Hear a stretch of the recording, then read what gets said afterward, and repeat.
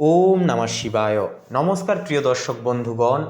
কর্কট রাশি তথা কর্কট লগ্ন অনুসারে আগামী 18ই জানুয়ারি থেকে শুরু করে 23শে জানুয়ারি এই যে সময়কাল, এই সময়কালের মধ্যে কর্কট লগ্নের জাতক জাতিকাদের সপ্তম ঘরে অর্থাৎ প্রেম এবং দাম্পত্য সম্পর্কের ঘরে কিন্তু চতুর্গ্রহী বিরল রাজযোগ সৃষ্টি হচ্ছে। পাশাপাশি থাকছে আপনাদের অষ্টম ঘরে রাহু, যার সমন্বয়ে কিন্তু এক বিশেষ শুভ খবর তথা তিনটি বিশেষ শুভ খবর প্রাপ্তি তথা জীবনে কিন্তু আপনাদের ঘটতে চলেছে। প্রথমে বলি, আপনাদের অষ্টম ঘরে যে রাহু থাকছে, যা থাকায় লটারি, পৈতৃক সম্পত্তি বা কোনো বীমা থেকে আকস্মিকভাবে একটা অর্থপ্রাপ্তির একটা সম্ভাবনা যোগ তৈরি করছে। কেতু আপনাকে কিন্তু জাগতিক অর্থের প্রতি উদাসীন করতে চাইবে, কিন্তু রাহুর দৃষ্টি আপনাকে আবার বৈষয়িক লাভের দিকে টানবে। পাশাপাশি বন্ধুরা, আপনাদের ক্ষেত্রে যে বিষয়টি দেখা যাবে এই সময়, যে আপনাদের সপ্তম ঘরে যে চতুর্গ্রহী যোগ সৃষ্টি হচ্ছে, তো কর্কট রাশির অধিপতি চন্দ্র এই সময় কিন্তু আপনার সপ্তম ঘরে থাকছে, তার পাশাপাশি কিন্তু চতুর্গ্রহী যোগও কিন্তু লক্ষ্য করা যাচ্ছে। এই চারটি গ্রহই সরাসরি আপনার রাশিকে পূর্ণ দৃষ্টি দেখছে, পূর্ণ দৃষ্টিতে দৃষ্টি প্রদান করছে। মঙ্গলের উচ্চস্থ দৃষ্টি আপনার মধ্যে প্রচণ্ড সাহস এবং কর্মতৎপরতা বাড়িয়ে দেবে। তবে সূর্যের তেজ আপনাকে কিছুটা খিটখিটে মেজাজের বা জেদি করে তুলতে পারে।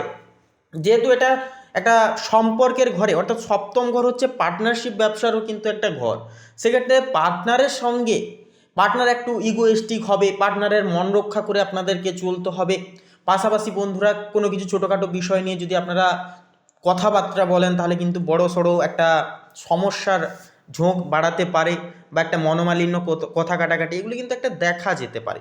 এরপরে যে বিষয়টি হচ্ছে, পার্টনারশিপ ব্যবসায় কিন্তু একটা দুর্দান্ত বৌদ্ধাদিত্য রাজযোগ থাকবে। কারণ যেহেতু মঙ্গল শুক্র বুধ শুক্র, অর্থাৎ মঙ্গল সূর্য বুধ শুক্র চারটি গ্রহ থাকছে, তো বুধ এবং সূর্যের প্রভাবে কিন্তু বৌদ্ধ আদিত্য রাজযোগ সৃষ্টি হচ্ছে, যার কারণে কিন্তু পার্টনারশিপ ব্যবসা একটা দুর্দান্ত চূড়ান্ত পরিবর্তন আনবে। যেনারা সেই সমস্ত ব্যবসায় রয়েছেন, আপনারা কিন্তু একটা উন্নতির একটা শিখরে পৌঁছতে পারবেন। পাশাপাশি বন্ধুরা, যে বিষয়টি থাকছে, যেহেতু একটা যে মেজাজের খিটখিটে ভাব বা জেদি প্রকৃতির একটা কিন্তু আপনাকে করে তুলতে পারে, যেহেতু বুধ এবং শুক্র সেই একই স্থানে আছে, তাই আপনার কথাবার্তায় মাঝে মাঝে বেশ মাধুর্য থাকবে। আপনার পদক্ষেপই কঠোরতা, অর্থাৎ পরক্ষণেই কিন্তু আবার ঠিক কঠোরতা ভাব একটা চলে আসতে পারে, অর্থাৎ হঠাৎ একটা মিষ্টি ভাব, হঠাৎ একটা তিক্ততা ভাব, এরকম একটা চলতে, এরকম একটা প্রভাব কিন্তু দেখা যাবে। তবে বলবো, যেহেতু চারটি গ্রহ থাকছে, যার কারণে আপনাদেরকে একটুকু ব্যালেন্স করে চলতে হবে। নিজেদের ক্রোধকে নিয়ন্ত্রণ রেখে, নিজেদের বিচার বুদ্ধির উপর বিশ্বাস রেখে, কথাবার্তার উপরে একটুকু সংযত রেখে কথাবার্তা বলে যেতে হবে, জীবনের পথ চলতে হবে। তাই আপনার কথাবার্তায় মাঝে মাঝে একান্তই কিন্তু নজর দেওয়াটাও কিন্তু প্রয়োজন। শরীরের দিকে, অর্থাৎ শরীরের দিক থেকে রক্তচাপ বা হাড়ের ব্যথায় ভোগার একটা সম্ভাবনা থাকে, তাই এই কদিন অতিরিক্ত পরিশ্রম বলবো এড়িয়ে চলাই কিন্তু ভালো হবে। এরপরে যে বিষয়টি হচ্ছে, আপনার দ্বিতীয় ঘরে থাকছে কেতু। দ্বিতীয় ঘর হচ্ছে কি, ধন সঞ্চয় এবং পরিবার কুটুম্বের স্থান। কেতু এখানে থাকার কারণে সঞ্চিত অর্থের একটা হঠাৎ করে ব্যয় হয়ে পড়া বা ব্যয় হতে পারে, অথবা পরিবারের সদস্যদের সাথে একটা ভুল বোঝাবুঝি মাঝে সাঝে তৈরি হতে পারে। আপনি হয়তো অনুভব করবেন যে টাকা হাতে আসছে ঠিকই, কিন্তু কোথায় যাচ্ছে সেই হিসাবটা বা সেই বিষয়টা কিন্তু আপনারা বুঝে উঠতে পারবেন না, কিন্তু তা হাতের আঙুলের ফাঁক দিয়ে বেরিয়ে যাচ্ছে। তবে ঠিক এই সময় কিন্তু সহযোগিতা করবে ঠিক আপনাদের অষ্টম ঘরে থাকা রাহু, আপনাদেরকে কিন্তু নানান মাধ্যমে, নানান মারফতে কিন্তু অপ্রত্যাশিতভাবে লাভ আনিয়ে তুলবে। এরপরের যে বিষয়টি হচ্ছে, কর্কট রাশির কর্মপতি হলো মঙ্গল, যা এখন বর্তমানে সপ্তম ঘরে মকর রাশিতে উচ্চস্থ অবস্থানে কিন্তু বসে আছে তথা গোচর করছে। এখান থেকে মঙ্গল আপনার দশম ঘরে দৃষ্টি দিচ্ছে। এর ফলে কর্মক্ষেত্রে আপনার দাপট বহুগুণ বৃদ্ধি পাবে তথা বেড়ে যাবে। পদোন্নতি বা নতুন কোনো প্রজেক্ট পাওয়ার একটা এটি অত্যন্ত সুবর্ণ সময়, সুবর্ণ যোগ হবে। তবে মনে রাখবেন, দ্বাদশ ঘরে বক্রী বৃহস্পতি থাকার ফলে কর্মক্ষেত্রে কোনো গোপন শত্রু আপনার ক্ষতি করার একটা চেষ্টা করতে পারে। কেতু যেহেতু দ্বিতীয় ঘরে, তাই কোনো আর্থিক ডিল বা চুক্তিতে সই করবার আগে একান্তই বলবো ভালো করে কাগজপত্র পড়ে নেওয়াটাও কিন্তু জরুরি হবে। রাহু আপনার অষ্টম ঘরে থাকায় শেয়ার বাজার বা ফাটকা ব্যবসায় এই সময় ঝুঁকি না নেওয়াই বলবো বুদ্ধিমানের কাজ, একান্তই কিন্তু হয়ে উঠবে। দাম্পত্য এবং অংশীদারিত্বের বিষয় বলে দেখুন, আপনার জীবনের এই সপ্তাহে সবচাইতে বড় ঘটনা ঘটছে সপ্তম ঘরে।